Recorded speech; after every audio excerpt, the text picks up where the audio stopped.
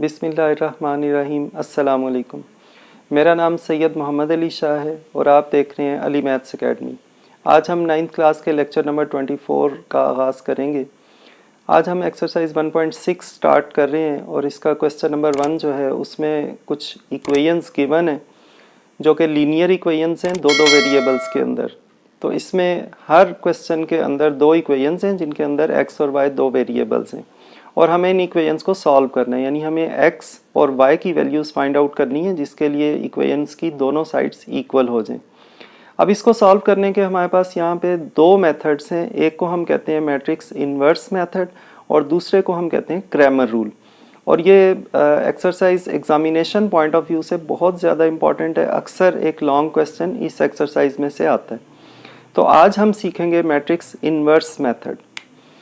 तो question number 1 के first part में दो इक्वेशंस गिवन है, 2x - 2y = 4 और सेकंड है 3x + 2y = 6। सबसे पहले हम क्या करते हैं कि इन इक्वेशंस को हम मैट्रिसेस की फॉर्म में कन्वर्ट करते हैं। सबसे पहले एक मैट्रिक्स बनता है, मैट्रिक्स ऑफ कोएफिशिएंट्स। कोएफिशिएंट्स क्या होते हैं? x और y के लेफ्ट साइड पे जो नंबर्स लिखे होते हैं, दीज आर कॉल्ड कोएफिशिएंट्स। और ये एक आम रूटीन है कि इस मैट्रिक्स को हम a से रिप्रेजेंट करते हैं नॉर्मली। अब इसमें आपने ये करना है कि सबसे पहले जो 2 का कोएफिशिएंट, x का जो कोएफिशिएंट है 2, ये हम पहले लिख लेंगे। उसके बाद जो y का कोएफिशिएंट है वो सेकंड कॉलम में आएगा फर्स्ट रो के, क्योंकि फर्स्ट इक्वेशन है। अब इसके साथ अगर माइनस साइन हो तो वो आपने वैल्यू के साथ ही लगाना है, तो ये बन गया -2। उसके बाद आप आ जाएं सेकंड रो पे। सेकंड रो में x का कोएफिशिएंट है 3 और y का कोएफिशिएंट है 2, तो ये हमारे पास मैट्रिक्स ऑफ कोएफिशिएंट्स बन गया। उसके बाद हम एक और मैट्रिक्स बनाते हैं जिसको हम नॉर्मली कैपिटल X से रिप्रेजेंट करते हैं और इसके अंदर ये x और y वेरिएबल्स लिखते हैं। जो लेफ्ट साइड वाला वेरिएबल x है ये ऊपर आएगा और राइट वाला वेरिएबल y नीचे आएगा। उसके बाद एक तीसरा मैट्रिक्स हम बनाते हैं, इसको नॉर्मली हम b से रिप्रेजेंट करते हैं और इसमें हम क्या करते हैं, इक्वल के राइट साइड पे जो कांस्टेंट टर्म्स हैं वो हम लिख लेते हैं बिल्कुल इसी तरह 4 और 6।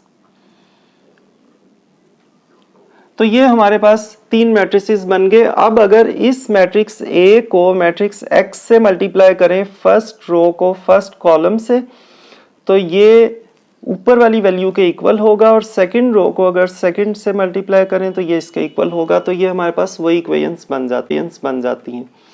अब हमें ये करना है कि ये जो मैट्रिक्स X है एक्चुअली हमें इसकी वैल्यू फाइंड आउट करनी है।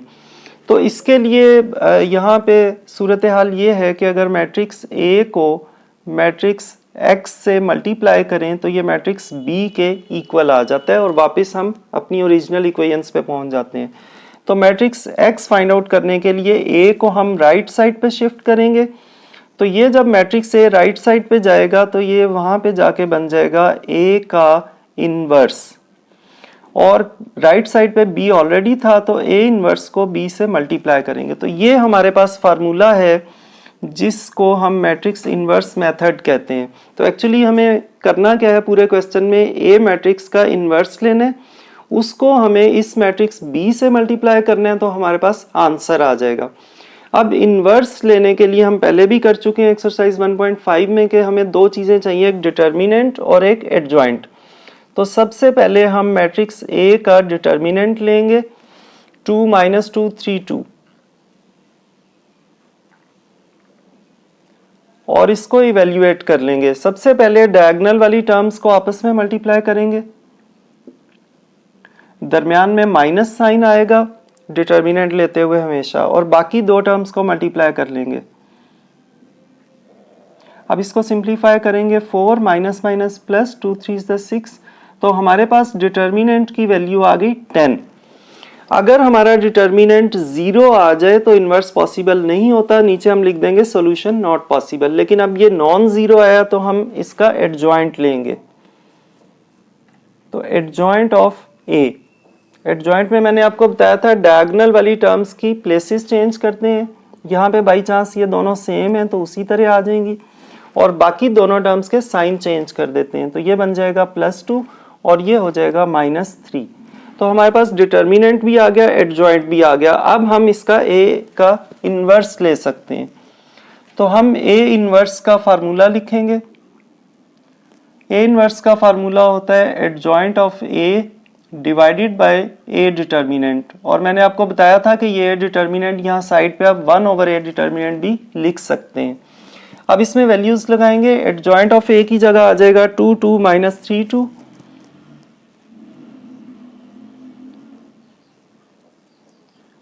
और डिटर्मिनेंट की वैल्यू हमारे पास आई थी 10।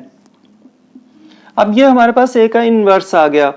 क्योंकि हमने इस ए इनवर्स को बी मैट्रिक्स से मल्टीप्लाई करना है, इसलिए अभी हम सारी टर्म्स को 10 से डिवाइड नहीं करेंगे, वरना वो क्वेश्चन आंसर तो वही आएगा लेकिन ज़रा डिफिकल्ट हो जाएगा, फ्रैक्शंस बन जाएंगी और एलसीएम लेना पड़ेगा। अब हम ये वाला फार्मूला यहाँ पे लिखेंगे और इसमें वैल्यूज लगाएंगे। So x is equal to A inverse multiply B. तो ए इनवर्स की जगह ये सारी वैल्यू आ जाएगी जो हमने फाइंड आउट की है। So x is equal to 2 2 minus 3 2 over 10 multiply b की जगह ये मैट्रिक्स b लिखेंगे 4 6। अब हम इनको मल्टीप्लाई कर देंगे तो x की वैल्यू आ गई।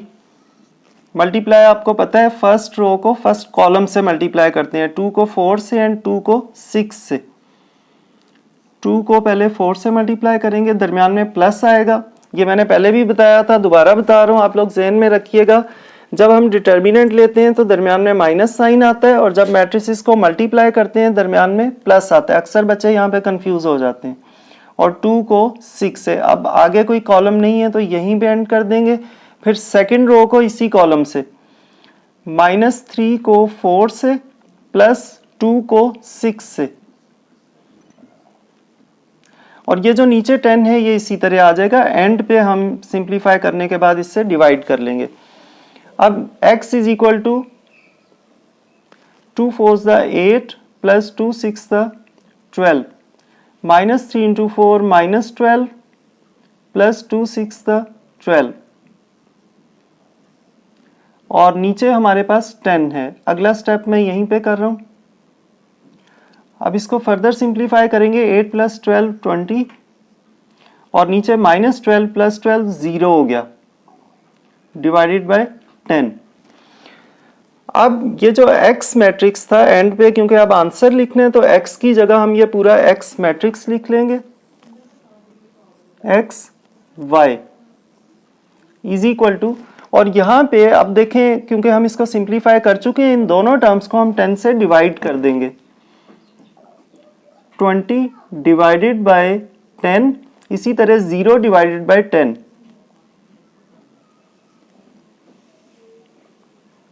तो ये डिवाइड करने के बाद हमारे पास बन गया 20 ओवर 10 2 होता है कैंसिल होने के बाद, और 0 ओवर एनीथिंग 0 होता है। तो यहाँ से अब ये जो मैट्रिक्स x था इसकी वैल्यू ये आई है, तो यहाँ से इनको कंपेयर करेंगे तो हमारे पास x और y की वैल्यूज आ जाएंगी। तो ऊपर वाली वैल्यू ऊपर वाली के इक्वल होती है और नीचे वाली के, जब मैट्रिसेस इक्वल हों। तो x की वैल्यू हमारे पास आ गई 2 और y की वैल्यू आ गई 0। तो ये हमारे पास इसका सॉल्यूशन आ गया। इट मींस कि अगर इन इक्वेशंस में फर्स्ट इक्वेशन में x की जगह 2 लिखें और y की जगह 0 तो दोनों साइड्स इक्वल हो जाएंगी। इसी तरह सेकंड इक्वेशन में भी अगर x की जगह 2 लिखें और y की जगह 0 तो ये दोनों साइड्स भी इक्वल हो जाएंगी। तो ये हमारा मैट्रिक्स इनवर्स मेथड है। तो ये फर्स्ट पार्ट हमने सॉल्व कर लिया। तो स्टूडेंट्स, हमने आज एक्सरसाइज 1.6 के क्वेश्चन नंबर 1 का फर्स्ट पार्ट किया मैट्रिक्स इनवर्स मेथड से। नेक्स्ट लेक्चर में मैं आपको इस क्वेश्चन के बाकी पार्ट्स जल्दी करवा दूंगा, क्योंकि सेम मेथड है सारे क्वेश्चंस का। तो अल्लाह ताला मुझे और आप सब लोगों को उस इम्तिहान में अच्छे नंबरों से कामयाब करे जिसके लिए हमें इस दुनिया में भेजा गया है। अपना और अपने इर्द गिर्द लोगों का बहुत ख्याल रखिएगा। अल्लाह।